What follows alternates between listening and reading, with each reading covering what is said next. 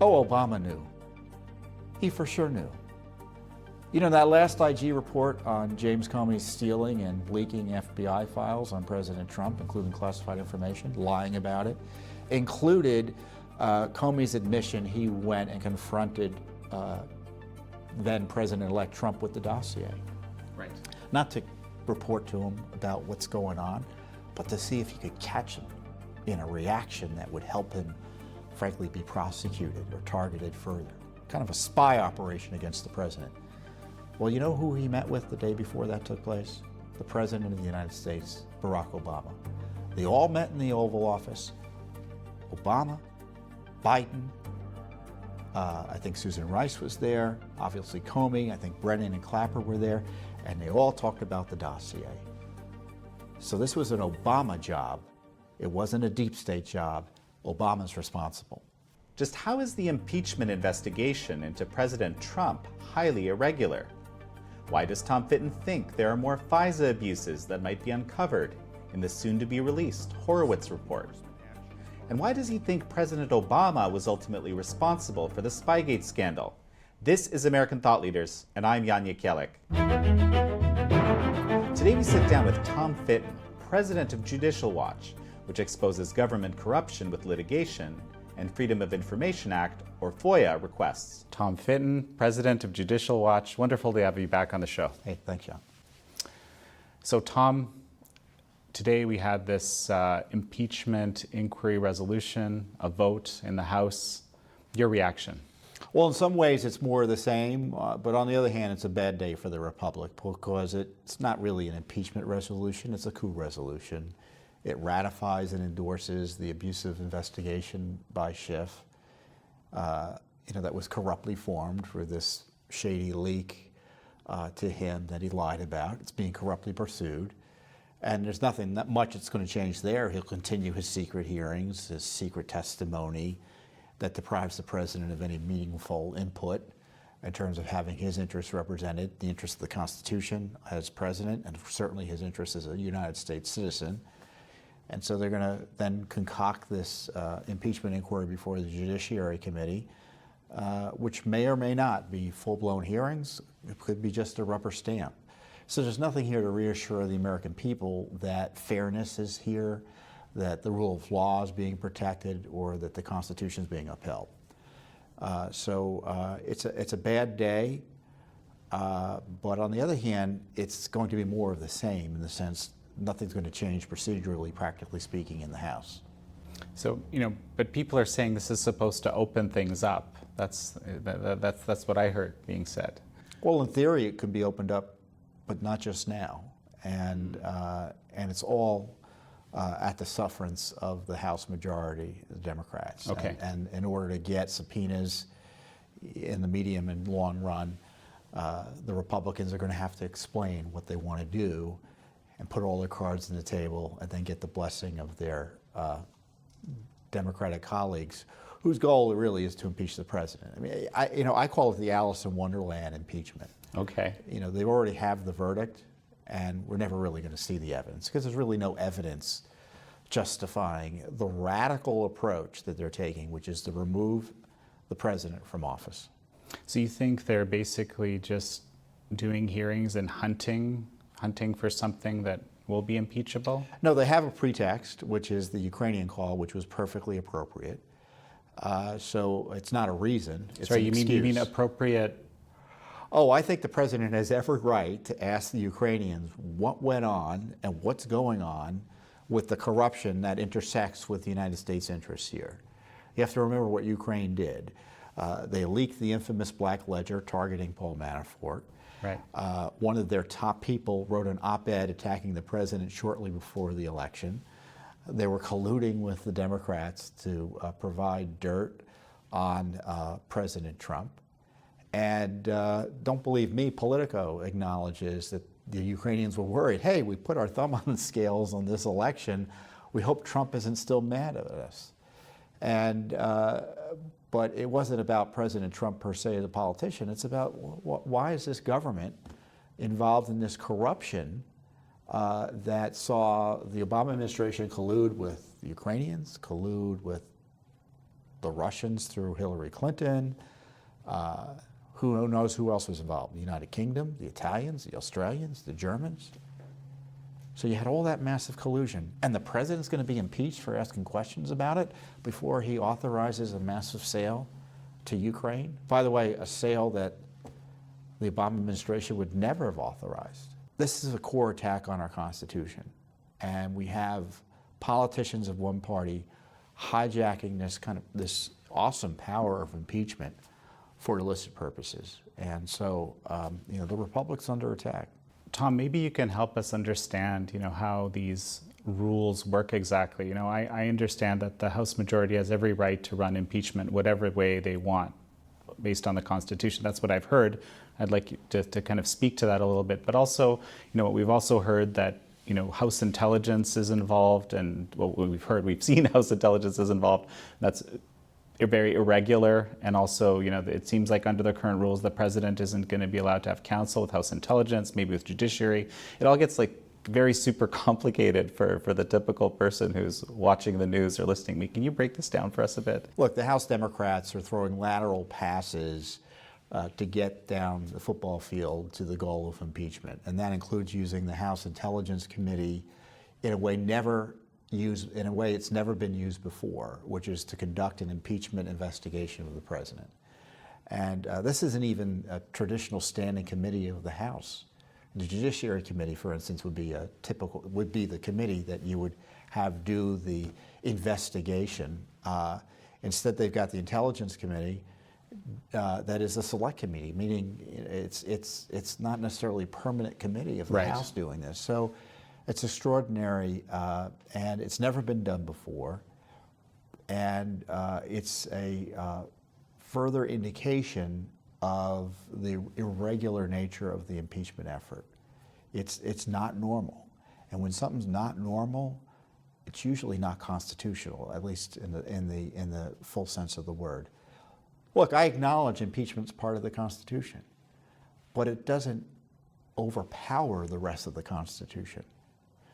It doesn't take away the president's due process rights. It can't take away the president's due process rights. It can't be used to decimate the executive branch. It can't be used to take classified information and just throw it into the public domain without regard to national security. Can't be used to justify illegal communications potentially between perhaps the leaker and Adam Schiff, the head of the House Intelligence Committee. So there's all this misconduct that impeachment's trying to kind of just power through, because it's all about getting President Trump. And I don't necessarily think it's all about getting President Trump in the sense that that's their key, that's one of the key motivations here. I think it's about protecting themselves, because as long as we're talking about coups or impeachment, as they want to say, we're not talking about the startling revelation in the last few weeks that the Justice Department has concluded that there's evidence of criminal activity in the spy targeting of President Trump and previously, obviously, candidate Trump. So, of course, the Democrats want to talk about impeaching Trump, because the Justice Department just figured out, there's potentially crimes here in this massive corruption scandal that we know as Spygate. I actually really want to explore this with you in just a second. In comparison to let's say the Clinton impeachment, right? Are you seeing a lot of differences? Well, the impeachment of Bill Clinton was based on a voluminous report, grand jury testimony made public through the report, witness interviews, document reviews, documents that were gathered, that were sent under a lawful process by Kenneth Starr. There was an independent counsel law at the time that required sending the material over to the Congress. So they were working off of material gathered under due process of law. Okay. None of that is here. None of that is here. I mean, even the Nixon impeachment kind of was contingent in many ways on getting access to grand jury information. And here they're just doing these Star Chamber-like procedures and proceedings in which reportedly Republicans can't even ask key questions. Right, that's what we've heard. The president has no say. And it's just an abomination unto the Constitution, this whole process. And that's why I call it a coup. any FOIA requests Judicial Watch has in around all these issues? Oh, sure. They're afraid to talk about their whistleblower. Of course, we've got FOIA requests out there about the whistleblower. The Democrats don't want to talk about their whistleblower because of the corruption involved in his communications with Adam Schiff. Right. And now there's evidence out there. I don't know if it's the guy everyone's talking about. I can't even remember his name now. But if he is who everyone thinks he is, oh boy, they don't want him being part of the story because he's evidently someone who's very political and an anti-Trumper. Right. But of course, Judicial Watch isn't going to be cowed by Adam Schiff or the House Democrats. We're asking questions from the Inspector General of the intelligence community that supposedly handled this so-called whistleblower complaint under the Freedom of Information Act. And and the same goes on the Ukraine issue. The Biden corruption scandal is a big scandal. The Democrats' reactions to President Trump's asking questions about it tells you that something there. I tell you what, if I were President Trump, I would be calling the Ukrainians back to make sure they're doing something because obviously he's at a nerve. I'd be asking the Justice Department, you really need to be looking into this because look at what the House Democrats are doing. They're obviously very concerned. That to me is all evidence of corruption. And the president has an absolute right, indeed an obligation to enforce the law here. And the House Democrats say, if you ask questions about Joe Biden, we're going to remove you from office. If you ask questions about the collusion and Spygate, we're going to remove you from office. Talk about Big Brother. Talk about George Orwell. This just turns our constitutional protections on their head. Tom, just before we jump to Spygate, because I really want to kind of dig into that a little bit. I have a question about the Clinton email case. That's basically ongoing. Also related. Yeah. No. All these things are related.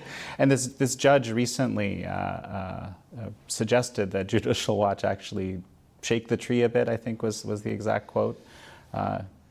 Well, we had gotten discovery from Judge Royce Lamberth in a case about Benghazi that asked for Hillary Clinton's materials directly, and they played games with us about her emails, and it was the case that forced them to finally admit that she had these emails that no one knew about, at least no one outside the State Department, certainly the American public didn't know about it. And the judge had granted us discovery. We're bringing in witnesses that are raising questions about the Obama White House's involvement in the cover-up. And witness after witness testified Hillary Clinton was warned or should have known about her email use and certainly its impact on national security and the Freedom of Information Act. So the judge granted us even additional discovery, and we're getting more documents showing that there were emails related to Benghazi that the State Department knew about but withheld. Right. Emails showing that senior officials knew about Hillary Clinton's email, didn't want it widely known. So the cover-up's been confirmed 6 ways to Sunday by Judicial Watch's discoveries and evidence gathering. And now the judge is currently contemplating whether to bring Hillary Clinton in. Her lawyers oppose our request to question her under oath. Now the judge is considering whether to grant it.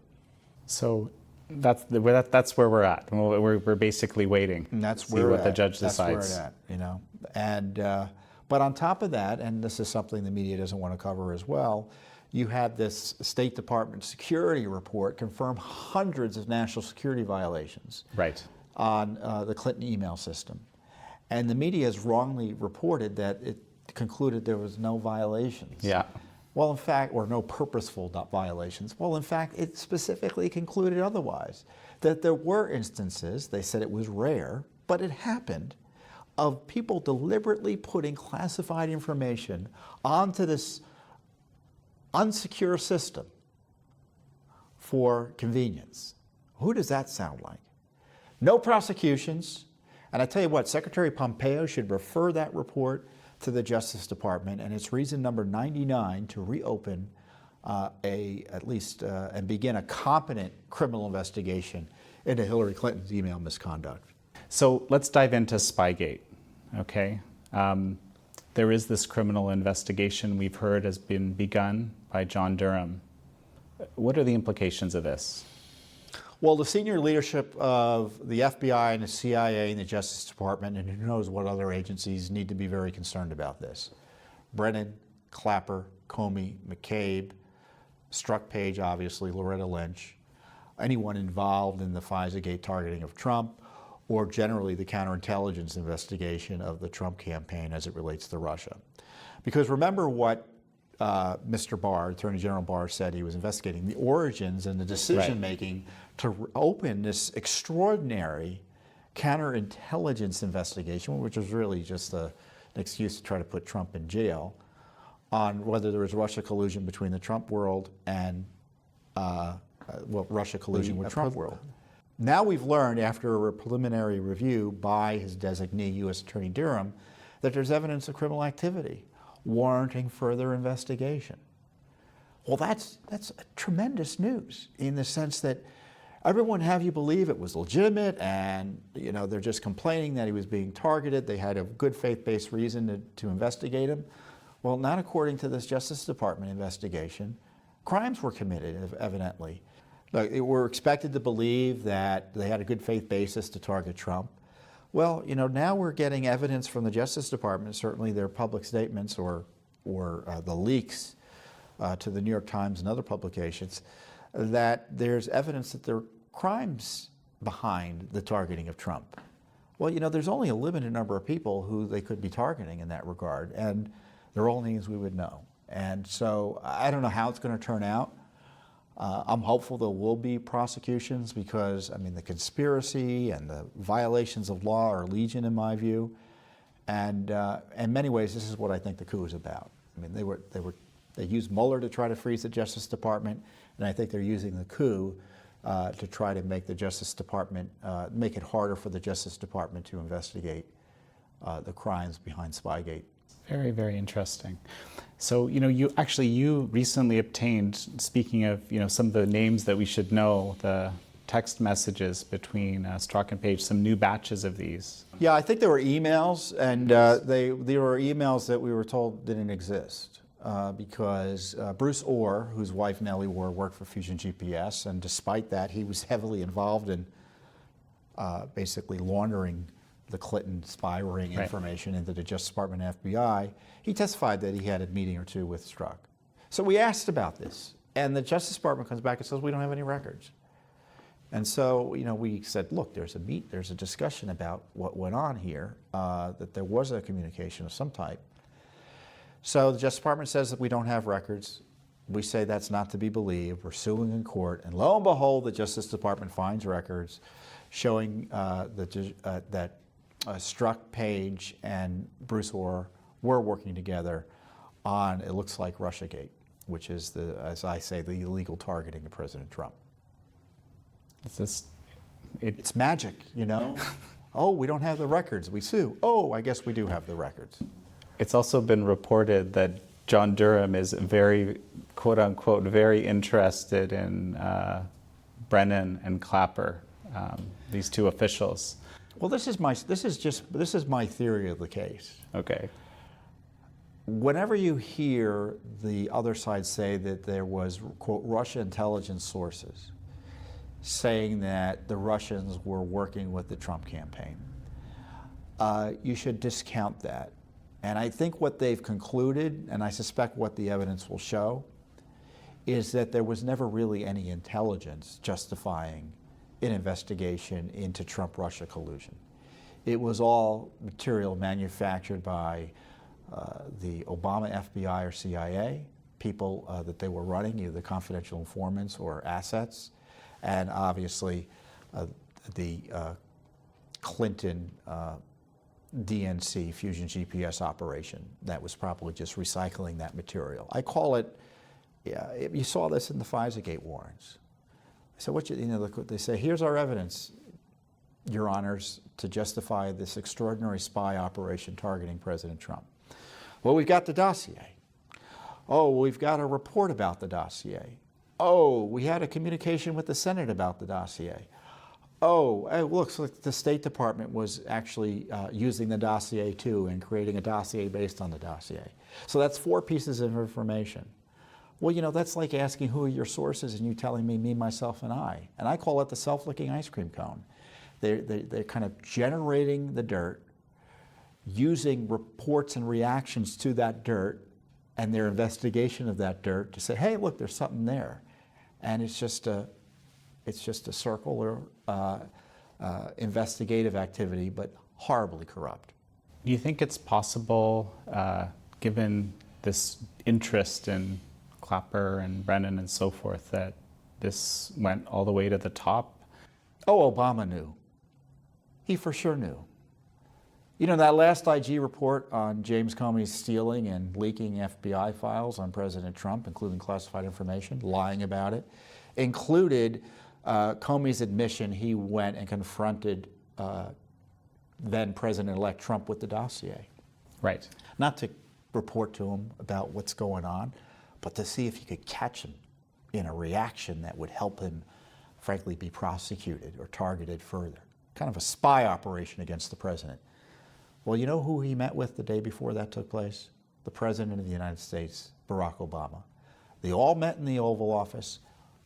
Obama, Biden, I think Susan Rice was there, obviously Comey, I think Brennan and Clapper were there, and they all talked about the dossier. So this was an Obama job. It wasn't a deep state job. Obama's responsible. What are the implications of this in your mind? I mean, this is. Well, I don't think Obama's going to be indicted, but I tell you what, if you're talking about impeaching presidents, that's the sort of thing you need to be considering. So rather than admit to the terrible scandal and misconduct and potential crimes of the prior administration, they're targeting the president who was the victim of those crimes. What a terrible day for justice. You know, there's a lot of information out there now related to Spygate and so forth, and on my mind, I think on everybody's mind, because it was supposed to come out at the end of the month originally, is of course the Horowitz report. And you know, so he's concluded this investigation into the potential FISA abuse and so forth that's being classified, you know, as we speak. What are your expectations of the Horowitz report? Well, I think they're going to confirm what's already known in the public record, that because remember what we already know, that the FISA-gate applications, the FISA applications were fraudulent because we've got key portions of them already being released. We already know that the FBI had fired the key person behind the FISA warrant applications, Christopher Steele. He created the dossier. They didn't really tell the court the full nature of what he was up to and the full background on that. So all of that's kind of already out there. Mm-hmm. So I think they're going to conclude that the FISA court was defrauded. I think what's going to be interesting to know if there were other FISA warrants, because remember, the only FISA warrant the government's admitted to is the one against Carter Page. Right. Many people believe there's at least 4 or 5 FISA warrants out there, including against General Flynn. We asked for instance, the FISA warrant, if there was a FISA warrant on General Flynn, and the response from the agency was they couldn't confirm or deny it. So it doesn't mean yes, there was, but they ain't telling us whether there was a FISA warrant or not. You know, one of the things that... So I guess my point on this is we think we know the full scope of the FISA-gate corruption.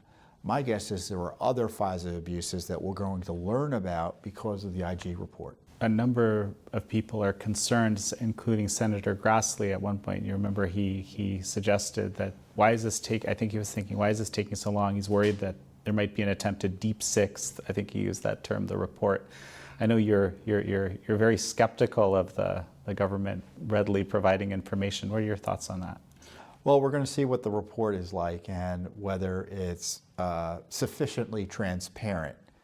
All we can do is wait and see. I mean, there's a process, and unsurprising to a group that spends years litigating Freedom of Information Act requests, it's going on longer than the public wants. You know, welcome to our world.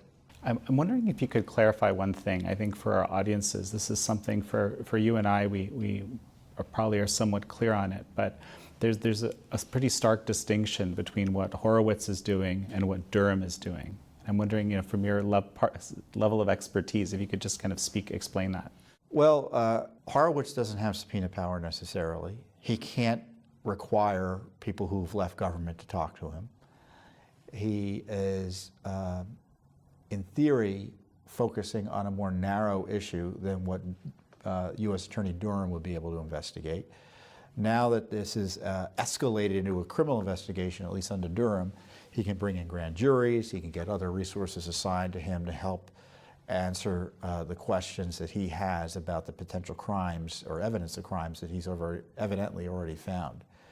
So, look, the FISA warrants are just one aspect of the spy operation against President Trump. There's a whole lot of other things that went on.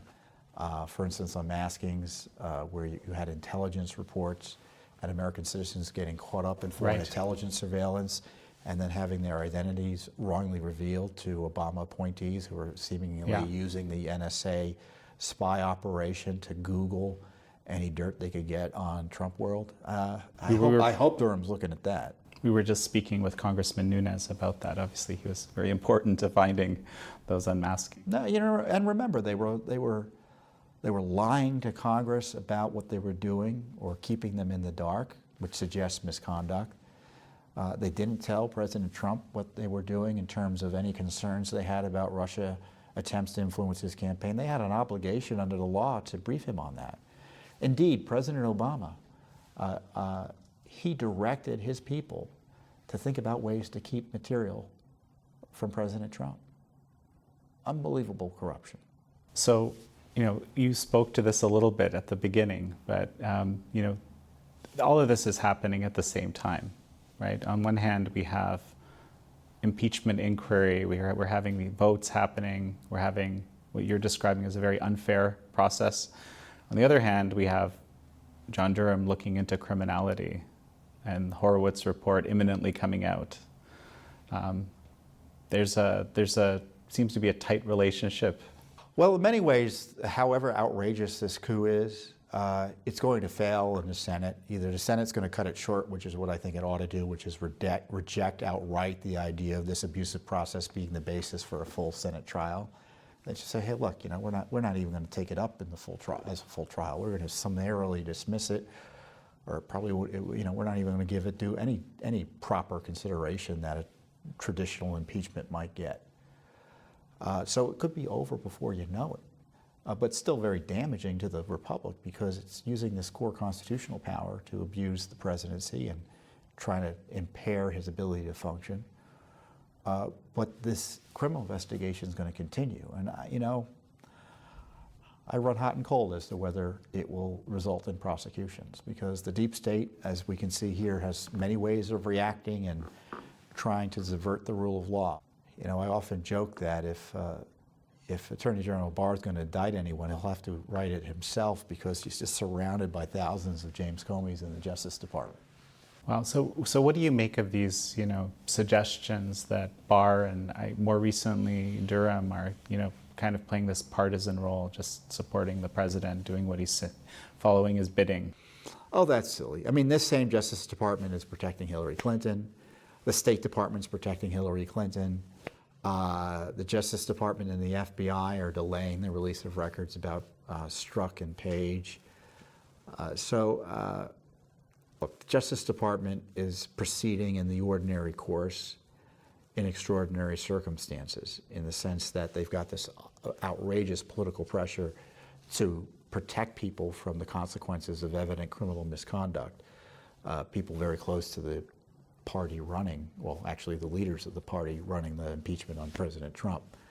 So, I mean, given the lawlessness involved, the Justice Department is proceeding pretty darn slowly, and maybe too slowly for a lot of us. You know, something just came to mind actually is this, that I think Steve Bannon has been recently quoted as saying that now Nancy Pelosi is kind of demonstrating, I think, a master class in political warfare. I can't remember the exact quote or something.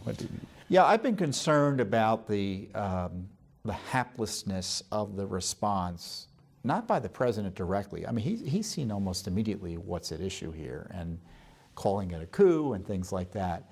It's just that the legal team in the White House and the Justice Department kind of just dropped all of his legal defenses. I don't understand why they're not going to court to insist about the protection of confidential information, classified information, protect the prerogatives of the executive branch. I mean, to have all of these ambassadors talk about communications with foreign leaders and such, I mean, typically that's classified. And there's no one defending the rule of law on behalf of the president, at least sufficiently so. And, or they should be demanding due process in this process as well. And the only way you do that is by asking for the court to intervene. I mean, just because it's impeachment doesn't mean you throw your rights get torn apart. Your other constitutional rights get torn apart. But as you're describing, you know, if this isn't actually going to go anywhere past the Senate, if you're right, then what consequence is all this stuff that's happening in the House? Well, they're abusing this constitutional power to impact, to protect their political allies from criminal prosecution. In my view, it's a massive obstruction of justice operation. Okay. And then you got the political side of it, where they're hoping tarring the president with impeachment would make it harder for him to be reelected. And you know, impeachment is whatever the House votes it out to be. You know, if they get the majority, they can impeach you for, you know, a jaywalking. But obviously that would be abuse of the power, and we're seeing that here. The president did nothing wrong. In fact, he did everything right with Ukraine, because he was asking questions of Ukraine that the deep state was horrified to ask. And now they're using that as an excuse to try to destroy him. And I think Republicans and Democrats, liberals, conservatives should all be concerned when you have the Constitution hijacked to try to destroy the ability of the people to choose their leaders, as opposed to the coup cabal. So the way things are playing out right now at this point, how do you think that impacts voters? Oh, I don't know. You know, we sue people, we sue the government, and the political impact I leave to the analysts. I think there's a general, from both political parties though, and just based on the widespread, tremendous support that Judicial Watch has. I mean, we're one of the most widely supported groups in the country, at least on the conservative side of the aisle. People are terribly concerned about corruption. President Trump won on the promise to drain the swamp. And he got a lot of Democrats who voting for him because of that. Right. And you know, I think this is kind of a unity issue, which is that people are concerned about corruption in Washington, D.C. So the question, I guess, come election time, is who are the voters going to decide were the corrupt parties in this fight? Trump or those trying to take him out?